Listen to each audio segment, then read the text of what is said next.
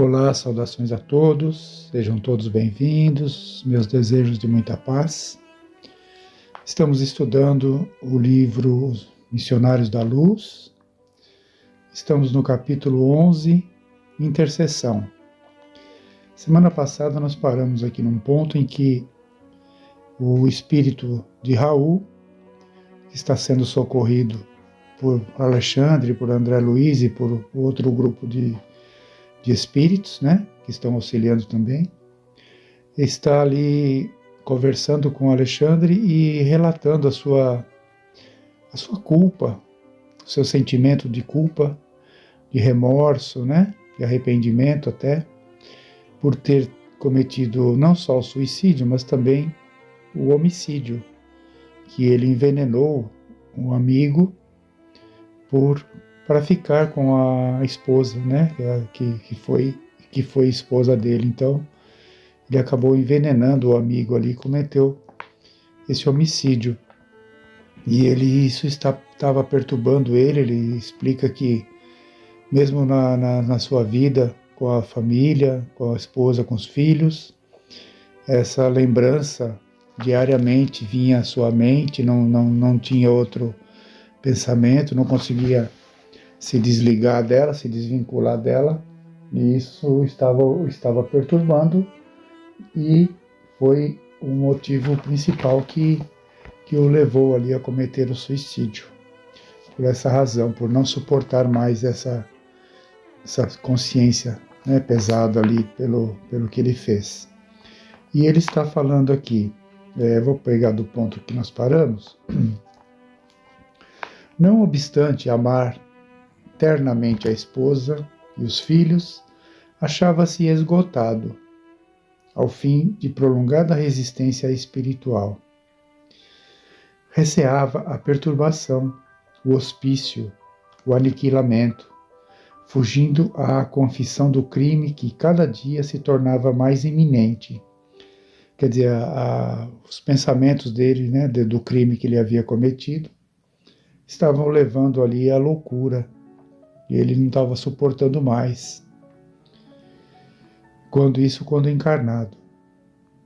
A essa altura, a ideia do suicídio tomou vulto, então ele começou a pensar, né, no suicídio.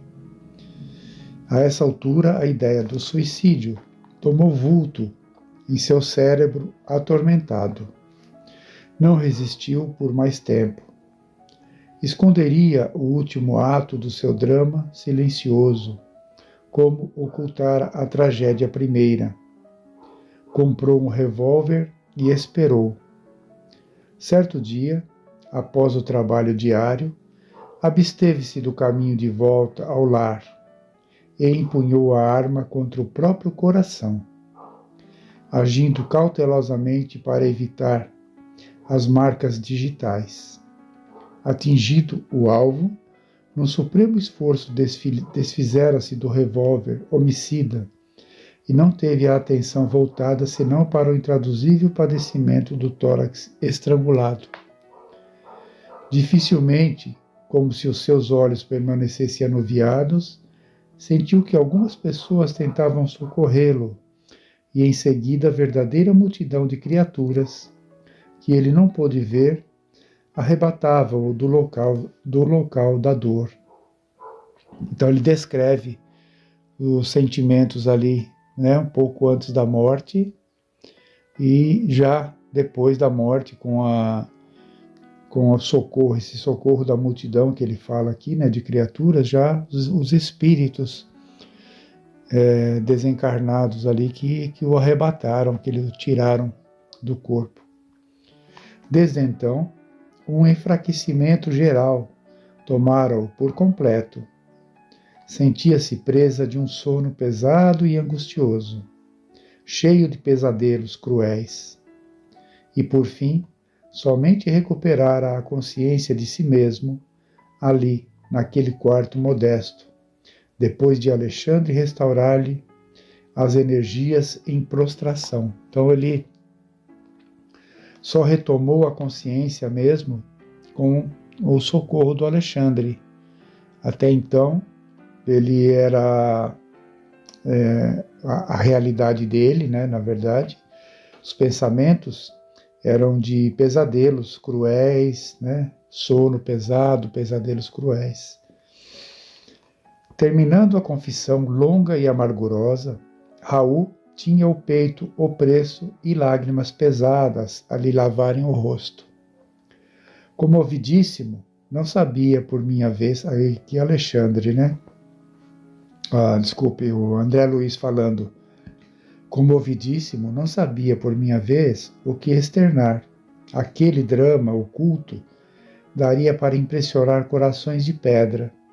Alexandre, contudo, demonstrando a grandeza de suas elevadas experiências, mantinha respeitável serenidade e falou: nos maiores abismos, Raul, há sempre lugar para a esperança. Não se deixe dominar pela ideia de impossibilidade.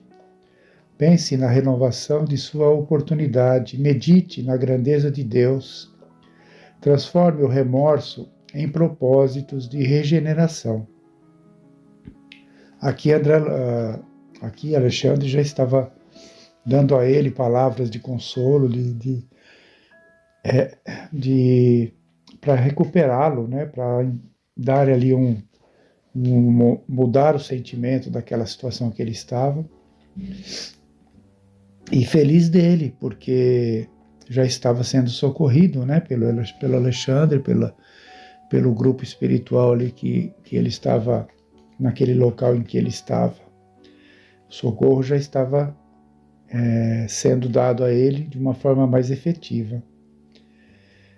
E após ligeira pausa, enquanto o infeliz se debulhava em pranto, o mentor prosseguiu.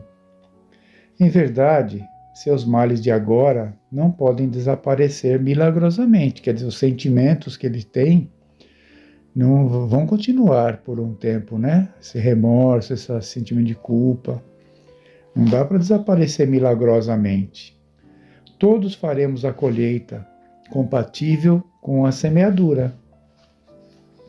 Mas também nós, que hoje aprendemos algumas coisas, já passamos por vezes inúmeras pela lição de recomeçar. Tenha calma e coragem. Em seguida, Alexandre passou a notificá-lo relativamente à causa de nosso interesse, explicando-lhe que o trabalho de auxílio fraterno fora iniciado através de orações da esposa, carinhosa e desolada. Deu-lhe notícias dela, dos filhinhos e dos velhos tios. Falou-lhe das saudades de Esther e de sua ansiedade para vê-lo, ainda que fosse em ligeiro minuto, em ocasião de sono do veículo físico.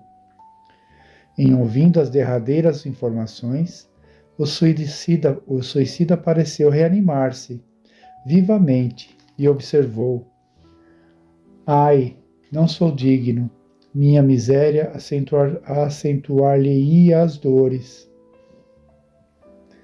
O orientador, porém, afagando-lhe paternalmente a fronte, prometeu intervir e solucionar o problema. Retiramo-nos de novo e, percebendo-me a profunda admiração, Alexandre ponderou: no pequeno drama em observação, meu amigo, você pode calcular a extensão e complexidade de nossas tarefas nos serviços, entre aspas, intercessórios. Os nossos companheiros encarnados pedem-nos, por vezes, determinados trabalhos, muito distantes do conhecimento das verdadeiras situações. Para a sociedade humana, Raul é uma vítima de sicários ocultos, né? De assaltantes, né? Sicários, assaltantes, violentos. Então ele é considerado pela sociedade humana uma vítima desses assaltantes, quando é apenas vítima de si mesmo. Para a companheira é o marido ideal, quando foi criminoso e suicida. Compreendi as dificuldades morais em que nos achávamos para atender à petição que nos conduzira a semelhante serviço. As palavras do instrutor não evidenciavam outra coisa. Entendendo assim, ousei perguntar: acredita esteja a irmã Esther preparada para o realismo de nossas conclusões? Alexandre abanou a cabeça negativamente e redarguiu: somente são dignos da verdade plena os que se encontram plenamente libertados das paixões. Esther é profundamente bondosa, mas ainda não alcançou o próprio domínio. Não possui as emoções, antes é possuída por elas. Em vista disso, de modo algum, lhe poderíamos dar o conhecimento completo do assunto. Está preparada para a consolação, não para a verdade. Então eles estão concluindo aqui que Alexandre não poderia passar a ela a situação real, né, do Raul, do marido dela, porque ela não suportaria. Ela está ali com o pensamento, né, achando que ele tinha sido vítima ali de assaltantes, né, de criminosos, e como que ela iria receber essa verdade que ele havia sido vítima dele mesmo. Então, vamos ver aqui mais para frente como que isso vai ser repassado para ela, né? As afirmativas do instrutor chocaram-me, de certo modo. De que maneira omitir os pormenores da tragédia? Não seria faltar à realidade? Por que processo confortar a esposa saudosa, ocultando-lhe o sentido verdadeiro dos acontecimentos? Então, as dúvidas de André Luiz sobre como passar a verdadeira informação para ela da situação do Raul. Então, ele faz aqui alguns questionamentos. Alexandre, porém, compreendeu minhas indagações e observou: com que direito perturbaríamos o coração de uma pobre viúva na costa, a pretexto de sermos verdadeiros? Tá? Então eles pensam não em passar a verdade simplesmente, mas aí essa verdade vai trazer a ela um completo desequilíbrio daquilo que ela está na vida dela. Então, qual é a melhor solução, né? Qual será a melhor solução? Deixá-la acreditando que ele havia se sofrido ali um crime ou passar a realidade para ele? Por que motivo tisnar a esperança tranquila de 3 crianças adoráveis? Olha só, ele está avaliando toda a condição, toda a situação da família, né? O que traria de prejuízo para toda essa família, para ela e para os filhos, saber a verdade. Envenenando-lhes talvez o destino, tão só para nos exibirmos como campeões da realidade? Haverá mais alegria em mostrar a sombra do crime que em descobrir a fonte do conforto? André, meu irmão, a vida pede muito discernimento. Cada palavra tem sua ocasião, como cada revelação o seu tempo. Então, isso trazendo para a nossa realidade, né? Muitas vezes nós não avaliamos isso na nossa conduta diária. Queremos expor ali de uma forma até cruel muitas coisas, não avaliando o que aquilo vai trazer de prejuízo para quem está ouvindo, para quem está recebendo aquela informação.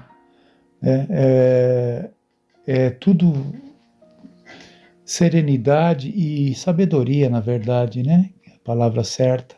Sabedoria em revelar as coisas, em falar as coisas, seja com quem for, para medir avaliando aqui o resultado, as consequências daquilo que é dito, daquilo que é colocado.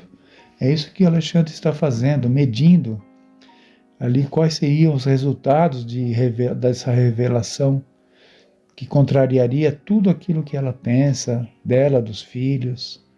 Então é esse equilíbrio que os espíritos já superiores já conseguem ter e nós não temos isso ainda. Vamos falando, né, o bel prazer, tudo aquilo que pensamos, tudo aquilo que vemos, que ouvimos, é uma correção que temos que fazer em nosso comportamento. Então ele é um aprendizado enorme para nós, essa conduta de Alexandre aqui nesse ponto, né, do capítulo. Então nós vamos ficando por aqui hoje. Semana que vem nós continuaremos nesse ponto. Vamos refletir nessas lições de hoje e colocarmos em prática na nossa vida, principalmente. Que Jesus nos abençoe a todos, fiquem todos em paz, tenham todos uma boa semana.